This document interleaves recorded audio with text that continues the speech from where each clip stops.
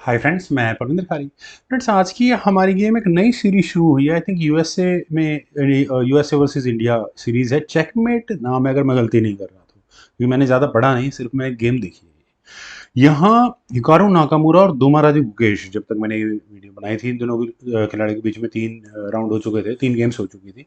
दो ड्रॉ रही थी, एक का रिजल्ट आया था, जो ये गेम है, जहाँ हिकारू नाकामुरा ने B4 के साथ पहला मूव चला। अनयूजुअल ओपनिंग है।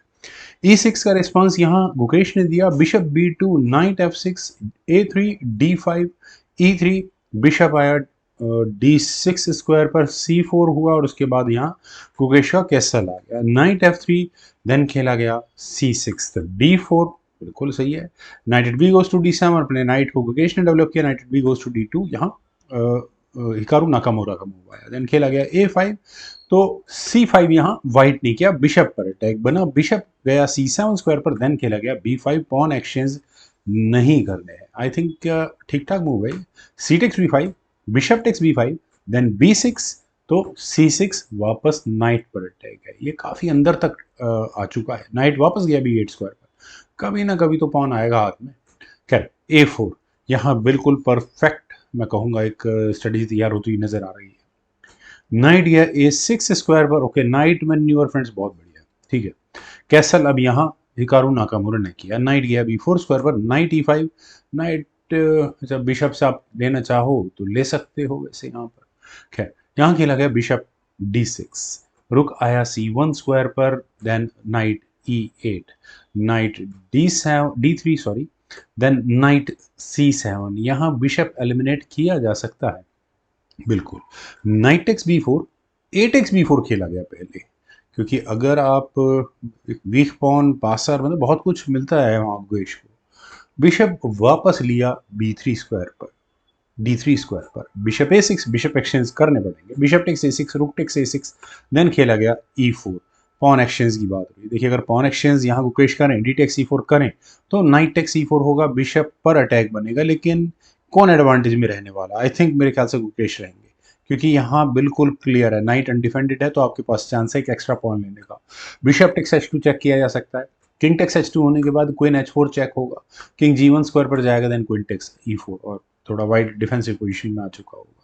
लेकिन चलते हैं जरा गेम पर। यहाँ पर गुकेश ने अपनी क्वीन को पहले A8 स्क्वायर पर लिया, और एक 4 स्क्वायर पर रखे हुए पॉन पर प्रेशर बनाया है। अब उनके पास मौका है, क्यों नहीं वे अपने इस ई पॉन को आगे पुश करके बिशप को बैड बिशप में कन्वर्ट कर दें। लेकिन उन्होंने चुना ई टेक्स D5 का मूव, ठीक है। नाइट टेक्स D5 हुआ। देखिए, पॉन के साथ इश्यूज हो सकते हैं दोनों के साथ, और नाइट बिल्कुल सही स्क्वायर पर आ रहा है। नाइट E4, फिर दोबारा वही बिशप पर अटैक बना। बिशप गया है 4 स्क्वायर पर, रुक पर अटैक बनाने के लिए, तो रुक गया C4 स्क्वायर पर। क्या हो, नहीं, अभी कुछ नहीं होने वाला। रुक आया C8 स्क्वायर पर। जैसा मैंने कहा, बिल्कुल इश्यूज बनेंगे यहाँ दोनों पॉन्स के साथ। G3, बिशप पर अटैक, B8 स्क्वायर पर यह बिशप गया, देन क्वीन गई C2 स्क्वायर पर। कम से कम एक पॉन पर तो डिफेंस कर लिया है। रुक टेक C4, दूसरा पॉन लिया यहाँ पर गुकेश ने। नाइट गया G5 स्क्वायर पर, अटैक है, लेकिन सिंपल इलाज है, G6, G1 आगे पुश हो गया गुकेश की तरफ से। रुक आया C1 स्क्वायर पर, then bishop D6, bishop D6 कहाँ जाएगा? नाइट नाइट मूव अभी तो नहीं होता कुछ भी इसका। क्वीन गई E2 स्क्वायर पर, देन हुआ B5, रुक पर अटैक। फ्रेंड्स, नाकोमुरा के रुक की पोजीशन बहुत स्ट्रांग मैं नहीं कहूँगा। रुक गया C2 स्क्वायर पर, देन खेला गया B3। अब हटाना पड़ेगा C फाइल से इस रुक को। रुक गया D2 स्क्वायर पर, रुक टेक्स C6 फाइनली लिया वहां पर। और अगर देखिए, मेटल एक्सचेंज अगर हो रहा है तो बुरा कुछ नहीं है। वहां पर रुक टेक्स C6 अगर कर लेते हैं नका, तो ठीक था। क्वीन टेक्स C6 होता है, देन क्वीन F3, ठीक है, पॉन पर बनेगा। रुक A7 से डिफेंस हो गया। देन क्या कर लेते हैं, क्वीन टेक्स B3 हो जाएगा। हाँ, एक पॉन ले लो साइड वाला। लेकिन ये गेम इस तरह से नहीं बढ़ी। यहाँ रुक D1 को चुना गया। फ्रेंड्स, ये थोड़ा क्या ज़्यादा ही क्वेश्चनेबल हो सकता है। रुक अटैक गोज टू C4, रुक्स की बैटरी यहाँ पर तैयार की गई। फ्रेंड्स, क्या यहाँ देखिए, गुकेश के लिए मैं कह रहा हूँ कि वो बिशप B4 ले जाते हैं तो क्या होता है यार, बिल्कुल बन रहा है अटैक रुक पर, आपको रुक हटाना पड़ेगा। अगर रुक हटाया, उसके बाद अपनी प्रॉब्लम है, रुक C2 मूव हो जाएगा, आपको बिशप गंवाना पड़ता है सीधा सीधा। इट मीन्स आपके लिए फोर्स्ड है एक्शंस डाउन होना, आपको अपनी क्वीन ही हटानी होगी, ठीक है। ये मूव था यहाँ पर मुकेश के लिए। लेकिन ठीक है, रुक C4, ये भी ठीक है। क्वीन गई F3 स्क्वायर पर, देन हुआ क्वीन D7, क्वीन D7 चलिए, क्वीन टेक्स B3 पॉन तो जाना ही था।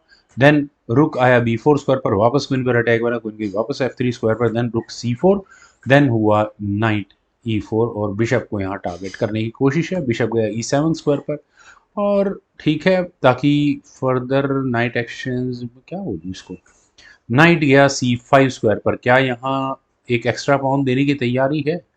क्योंकि बिशप से अगर नाइट लिया गया और पॉन, ये चेकमेट की तैयारी आई थिंक। यहाँ क्वीन बिशप की बैटरी चेकमेट का प्लान कर सकती है।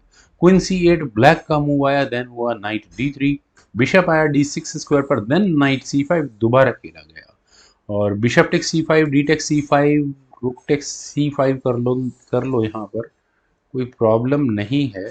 अभी नाइट बैठा हुआ है, रुक से नाइट एलिमिनेट करो और उसके बाद ले जाओ, चेकमेट के प्लान्स बनाओ। खैर बहुत लंबी कहानी हो जाती है।